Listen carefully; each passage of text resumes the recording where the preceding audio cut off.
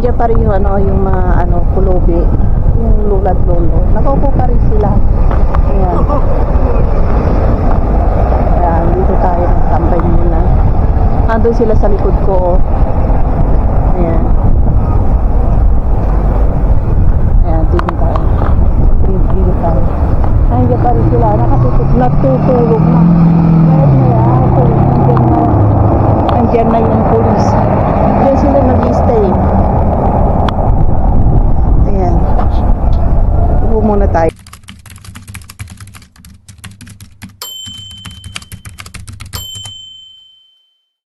Ayan.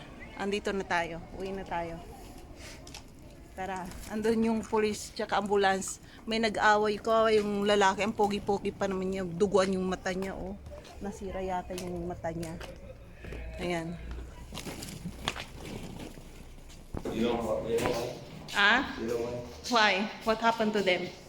Crossing the street, Oh. jump to that car and guys. Oh, why? They speak only and Only they're 50 running, people. yeah, they're running up to here to the park and fighting them. It's for parking and then Yeah, bump, okay. bump, PP only. Yeah, like this. Like this. That, how many teenagers? Yeah. And they ran away. I can do what you want. Where is car? Where is their car? Look, No, they're walking. They're walking and that, PT guy. Where is his mother now? She will come. No, She will come. no. Biggest problem if we meet in here. Hello guys, nandito ulit tayo magtatapon ng basura. Ito lang naman itatapon ko. Ayun may mga lukulukong na naman tinapon nila yung basurahan. Ayan. Ganito ang mga basurahan nila rito. Saan natin kaya ito ilagay? Ay dito na lang kaya, mas bahala na. Ayan. Dito kahapon may nagrambulan dito sa parkingan na to. Kaya tignan niyo ay ano ba yan? At tara, tingin tayo. Sabi na nga, nakoy, may nagtapon daw ng basura sa sasakyan ng asawa ko. Sinasabi niya, tingnan ko raw.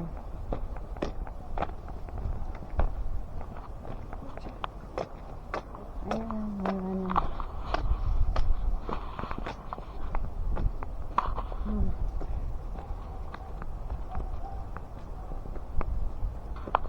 Ay, yung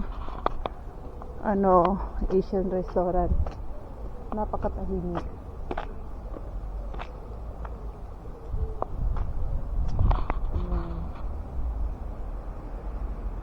Saan tayo? Tara, doon tayo maglakad-lakad tayo. Hindi ko pa pala na isasarado yung pintuan. Baka pumasok yung mga gypsy. Ayan. Dito kailangan pag nakatira ka sa building, isarado mo yung pintuan kasi kung minsan maraming magnanakaw rito yung mga homeless na gypsy. Pumapasok sila sa building na nakawan na kami minsan na naiwanan kung hindi na isarado yung building namin sa baba. Ayan, sa baba. Pumasok sila, sinundan ako sa bahay namin. Kaya delikado. Kaya sabi ng rito yung sa building niya security guard, kailangan isarado parati. Kasi kung minsan, kapag malamig na malamig, yung mga homeless daw pumapasok. Kaya may curfew rito kapag sa gabi, kailangan dito sa dito sa alas 8 pa nga lang, ilak na. Double lock daw, double lock. Kailangan dito ilalak. Tapos, yan, sa loob lang ilak. Sa umaga, ganyan lang. Isasarado na, okay na. Ayun, nakasarado na yan, yung pintuan. Ay, ano ba yan? Yung jacket ko. Ayan.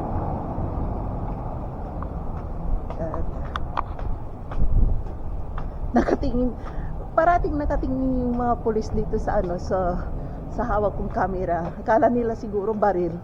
Kasi maliit at saka parang maliit lang na parang ang baril. Ay, nako. Kaya tinitignan nila parati yung hawak-hawak na kamay ko. Yan.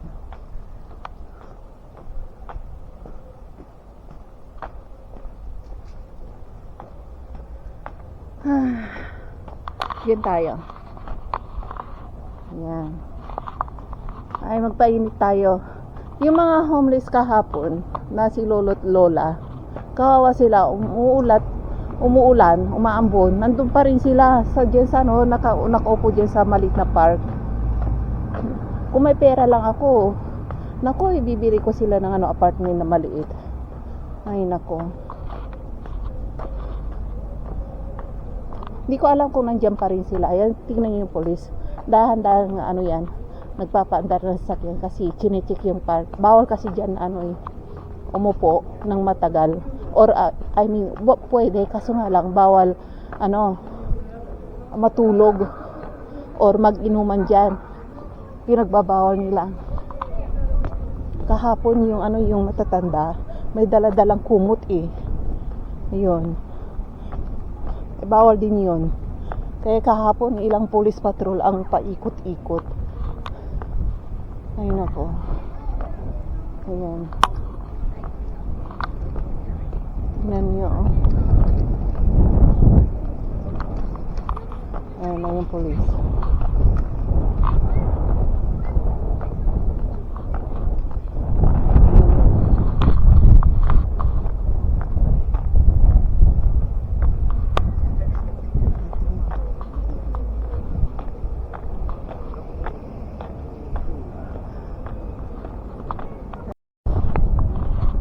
Nandiyan pa rin yung ano, yung mga ano, pulubi, yung lula at lolo. Nakaupo pa rin sila. Ayan.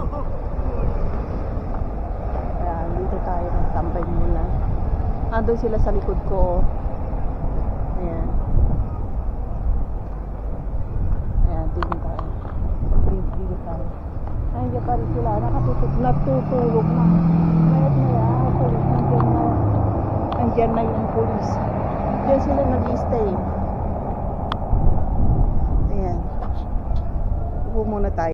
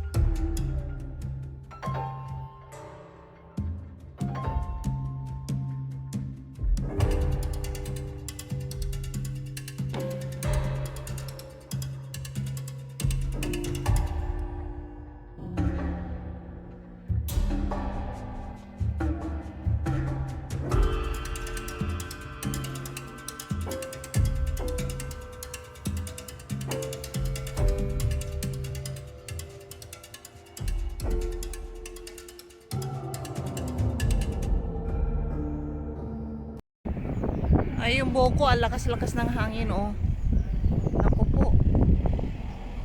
Super lakas ng hangin, Buwaghag tuloy ang buhok ko. Ayan, dyan. Magpapainit tayo. Pero yung init super lamig. Pero, ang lakas ng sinag ng araw. Sinag lang yun, Pero malamig yung hangin. Para kang nasa freezer, lamig, super lamig. Ayan, holiday ngayon dito Holy Week yata, hindi ko alam. Pati asawa ko nasa bahay, walang work din, magpapahinga. Ayaw niya lumabas, niyaya ako siya na lumabas. Ayaw niya sabi niya kailangan niya relax sa bahay. Yung anak ko rin umalis din kasama yung girlfriend niya. binatilyo talaga, oh. Dito mga binatilyo lang yan ng mga 16 years old above. Ang tatangkad nila, ang tatangkad, super tangkad nila rito. Ayan. Kita ko yung ano, yung mga binatilyo yung nagrambulan kahapon. Mga 16 years old above, 17, 18. Anim silang ano, nagsusuntukan doon sa park. Grabe. Yung isa ay dumugo yung mata eh. Dumugo yung mata dito niya. Talagang parang lumuluwa na yung mata niya eh. Napuruhan. Super. Nako. Dinala siya sa ospital. At sana ano lang yun. Walang problema sa sa mata niya. Tumudugo eh. Super dugo ng mata niya eh. Sus ko po. Kapag yung mata niya ay nagtanong pogi-pogi pa naman niya, sinayang ng mga kalaban niya yung mata niya. Siguro sabi niya naintindihan ko kahapon eh, picturean mo nga ako, sabi niya sa asawa ko, at ipapadala ko sa mother ko. Ayun, nagsumbong sa mother niya, patay. Siyempre siguro magdidemanda yung mga magulang dahil sa nangyari. Sabi ng pulis, sabi rin din ng mga binatilyo, hindi raw nila kilala yung nanuntok sa kanila. Raw, kasi ang dahilan daw, sabi ng asawa ko, ano bang dahilan, ba't nag-away kayo? Sabi ng asawa ko, nagbusina lang ako eh. Sabi niya, hindi nila nagustuhan. Ayun, binugbog na kami. Nako, delikado pala rito busina. Kapag nabusinahan mo yung mga binatilyo, nako, talagang susunggaban ka. Kaya ingat kayo kapag napunta kayo rito at may sasakyan kayo na ipapark nyo sa kung somewhere, park. Huwag nyo businahan yung yung mga binatilyo ha. Nako, mabugbog din kayo. Ayan, may video na ako diyan dahil lang sa busina. Wait here. I need ayun, may nag-aaway, tingnan niyo. Wait, I will shoot. Kinsey. Kaya delikado. Wag kayong magbubusina kapag foreigner kayo rito. Ay mga local na nga lang 'yun eh. Binugbog pa nga eh. Kayo pa nga mga yung foreigner. Tapos yung mga nambugbog sa kanila, hindi nila kilala. Ngayon, nagsialisan na. Sabi ng pulis, kilala ko ba sila? Hindi. Sabi ng mga binatil yung binugbog nila. Ay, nung time na yun, nabidyohan ko. Ay, binigay ko yung video sa mga binatil. Ayun ang proof nila. Ayun, naninigaw na naman. Nagsasalita mag-sante. Sabi ng asawa ko, yan, sa gypsy yan. Kaso nga lang, ayaw ko magsalita ng kaso nga lang sabi ng asawa ko, nabaliw dahil sa sa drugs, sa gamit niya ng drugs. Kaya yan, tingnan niyo, kinakabahan ako rito eh, baka mamaya sunggaban din niya ako, bugin eh, katulad ng wabi na tirip kahapon. Nako, nakakatakot oh. Nagsasalita, nakakalakas. Kaya sana akong sunggaban dito, bugin. Walang tutulong, titingin lang sila, katulad kahapon.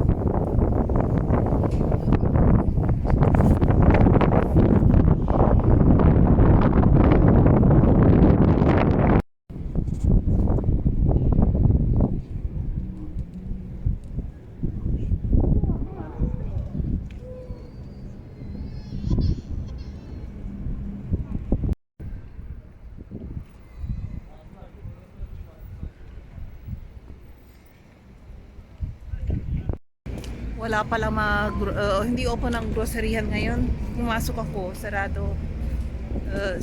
Sinabihan ako ng gwardiya. Inaarang na ako sa gate. Saan ka pupunta? Sabi niya, ano, sa grocery, sarado. Sabi niya ganun sa akin. Ayan o. Mga bus lang ano. Pwede kang mag-bus. Bus. Tram at saka bus. Ayan, bus yan. Ito yung isa, train. Open ang ano. International na restaurant at saka KFC, yun lang ang open, lahat sarado rito. Yung mga local na shop sarado, kaya yun ang gagwapo at ang gaganda ng mga tao rito. Diyos ko po, mga binatili lang ang mga yan. McDonald's open na McDonald's madaling araw yan. International kasi malaking kumpanya yan eh. Tsaka may ano ba yun, yung pintuan sila sa likod, hindi na po papasok sa loob ng mall. Ayan. Pero yung sa loob ng mall, wala. Ang pagkakaalam ko, parang ang sinihan ang open. Pero yung mga groceryhan, bilihan ng mga damit, sarado. Ayan. Ay, ganito ang Holy Week dito, sarado. Sarado lahat. KFC lang yung, tsaka McDonald's. Kaya yun lang pinupuntahan doon. Ang lamig, freezing ulit yung kamay ko. Tapos ang iksi pa ng damit ko. Manipis pa tong jacket ko. Ayan. Yung mga tao, tingnan niyo, nagpapainit. Ayan, sarado ang H&M. Sarado. Walang lights. Ayan, sarado. Ay, sarado. Wala. Ganito to, pag sarado ang mga shop. Wala kang magalahan dito. Hindi ka na makapag-swimming sa sa lake, malamig. Wala naman dagat dito. Hindi ka na makapaglaro ng ski kasi walang snow. Kaya yan.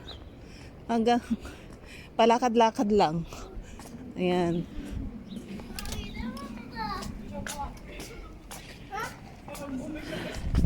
Ganun yun dito. Wala kang magalahan kapag walang shopping mall. Sarado. Ayan. Nakasilaw yung haring araw. Ay, nako. Tingnan yung mga tao kasi sarado ang mall. Sa labas naglalakad-lakad. Pero kapag open yung mall, syempre nasa loob sila lahat.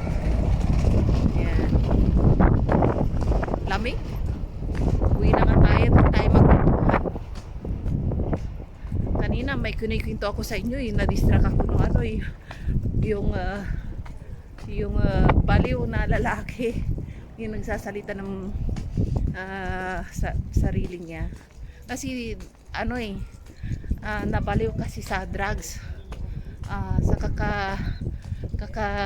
hit niya ng hindi ko alam kung anong ori ng drugs ang niya, hinit-hit niya. Ayan, nabaliw. Marami yan dito nababaliw. Dahil sa drugs. Super. Ay nako. Kayo, tigil-tigilan nyo na yung drugs na yan. Wala kayong mapapala, mababaliw lang kayo. Katulad ng lalaki, araw-araw ganun yun. Kapag naglalakad ka, buti nga hindi hinuhuli ng pulis. Hindi siya hinuhuli kapag hindi naman siya gumagawa ng hindi naman siya nananakit. Aso nga lang, ibang nagsasalita ng sarili para may naglalakad na kinakausap si parati. Naghahalusinate ba? Ganun yun. Kilala siya ng pulis minsan kinausap siya ng pulis. Nakita ko kinakausap ng pulis ay yung lalaki naman may kinakausap na iba, yung sarili niya. Ay, iwan ko ba, tara na nga.